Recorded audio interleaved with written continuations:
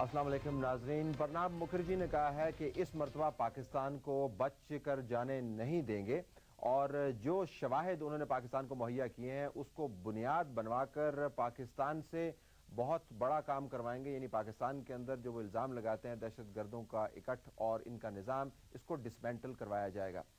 आने वाले दिनों के अंदर वो दस्तावेज़ जो हिंदुस्तान ने पाकिस्तान को शवाहिद के नाम पर दी है, एक इंतहाई अहम दस्तावेज़ की सूरत में आपके सामने आएगी। हमने आज का प्रोग्राम इस दस्तावेज़ के हवाले से तरतीब दिया है। हम कोई लॉयर नहीं है, हम किसी ऐसी एजेंसी से वाबस्ता नहीं है जिनका काम इस किस्म के मामलात की तहकीक करना है, पुलिस से हमारा कोई ताल्लुक नहीं है। लेकिन चूँकि दस्तावेज़ इतनी अहम है, इसको हमने बार बार पढ़ा। चंद एक ख्यालात, खदशात, सवालात हमारे जहन में आए और अगर आप भी पढ़ेंगे तो शायद ऐसे ही ख्यालात आपके जहन में आएंगे। वो तमाम ख्यालात, सवालात हमने एक प्रोग्राम की सूरत में आपके सामने रखे हैं। ये वो दस्तावेज़ है जिसके ऊपर पाकिस्तान और हिंदुस्तान के ताल्लुकात का इन्हिसार है। ये वो दस्तावेज़ है जो बैनुल अक़वामी तौर पर तमाम लोग कोट करते हैं जब वो पाकिस्तान के ऊपर दबाव डालते हैं। ये वो दस्तावेज़ है जिसके ऊपर जनूब एशिया के अंदर अमन का प्रोसेस हिंज करता है।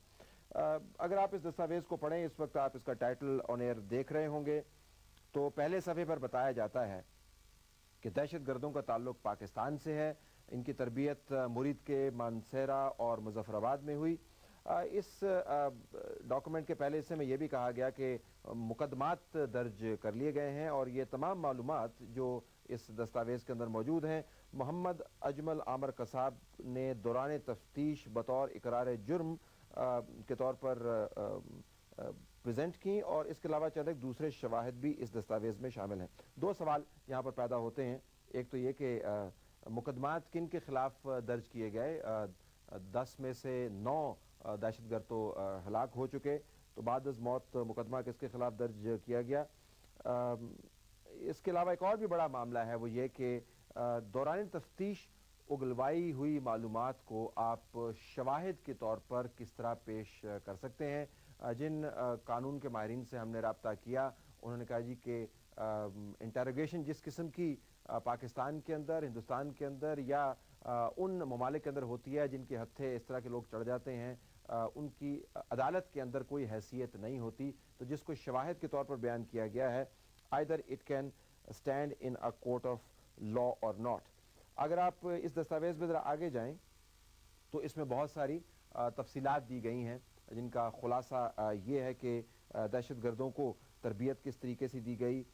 इसमें बताया गया कि इस तरबियत में हथियार चलाना सिखाया गया, क्लशनिकोफ हैंडल करना सिखाया गया, टीटी पिस्टल हैंडल करना सिखाया गया, आईईडी इम्प्रोवाइज्ड एक्सप्लोसिव डिवाइसेस बनानी सिखाई गई, ग्रेनेड चलाने सिखाए गए और ख़ुद को तफ्तीश के जो तरीके हैं, जो गुर हैं, उनके ख़िलाफ़ मजबूत करने की तरबियत भी और सलाहियत भी दी गई और ख़ुदकुश हमला आवर बनने की तरबियत भी इन लोगों को दी गई। तो मुफस्सल किस्म की तरबियत दी गई।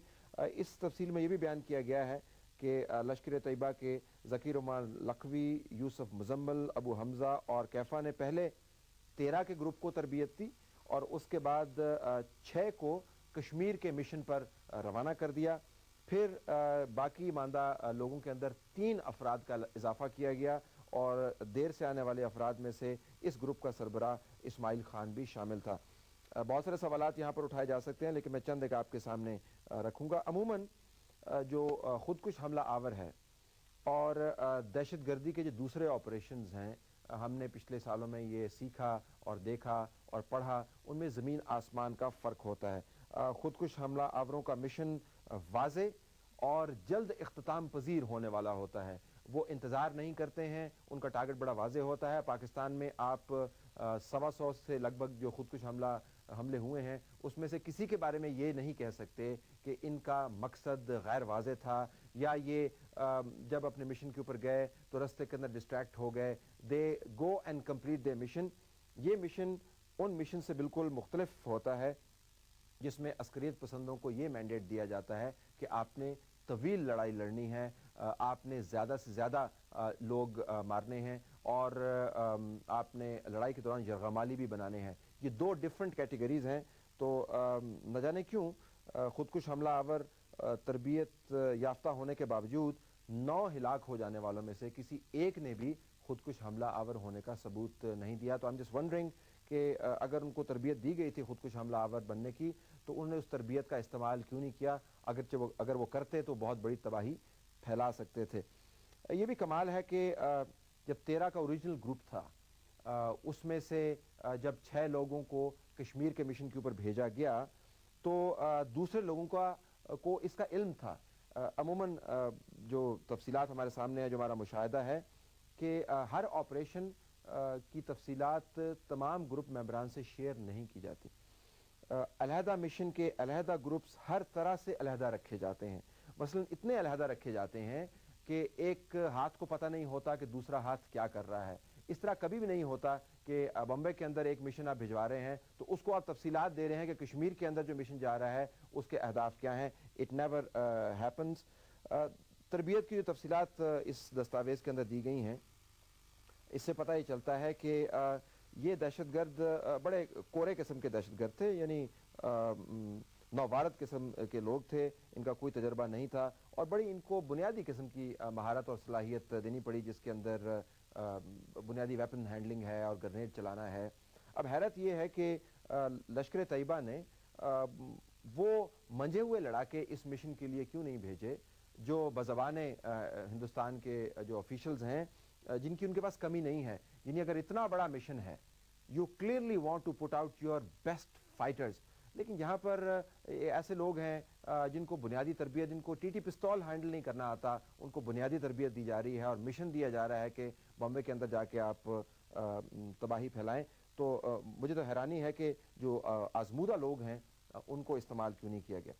اسی ڈاکومنٹ کے اندر آپ کو یہ غیر آزمودہ دہشت گرد جن کی بنیادی سی تربیت ہوئی اس کے بعد بڑے بڑے کام کرتے ہوئے نظر آئیں گے، یعنی کراچی سے آگے گہرے پانیوں میں مچھلی پکڑنے والی ہندوستانی کشتی اغوا کرتے ہوئے نظر آئیں گے، سیٹلائٹ فون استعمال کرتے ہوئے نظر آئیں گے اور اس کے علاوہ سیٹلائٹ کے ذریعے رستہ تلاش کرنے والے گیجٹس بھی استعمال کرتے ہوئے بتلائے جائیں گے۔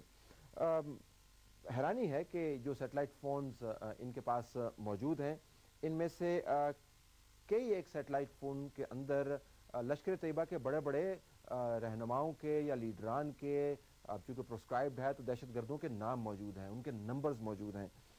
سادہ سا سوال یہ اٹھتا ہے کہ اتنے بڑے مشن میں استعمال ہونے والے فونوں میں یہ اہم معلومات کس طرح رہنے دی گئیں؟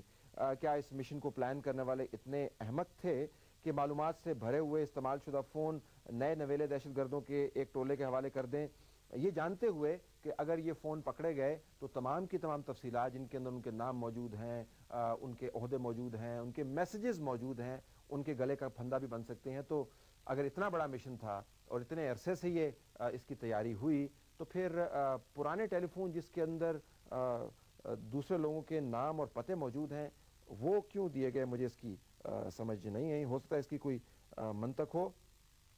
اس دستاویز میں یہ بھی بتایا گیا کہ کراچی سے نکلنے کے بعد 22 نومبر 2008 کو یہ 10 افراد پر دہشت گردوں پر مبنی